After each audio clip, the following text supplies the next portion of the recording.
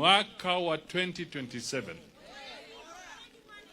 yule ambaye atakuwa rais wa Kenya kupitia kwa kura ya wananchi atakuwa William Samoei Ruto. Tunaelewana kabisa? Kwa sababu mimi huona mara kwa mara watu wanarusha kwa mtandao ati tuambie mwelekeo. Jameni, ndugu zangu, dada zangu, wewe pale kwa muti, wewe pale kwa hema, wacha kuniuliza ati nikueleze mwelekeo. Na kuambia saa hii hapa Shinyalu, mwelekeo 2027 ni William Samoei Ruto.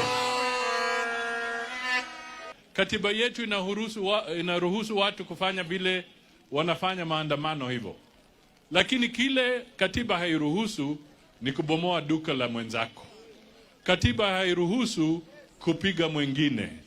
Na pia katiba hairuhusu watu kuuawa kwa upande zote, ikitoka kwa upande wa serikali wala upande wa raia.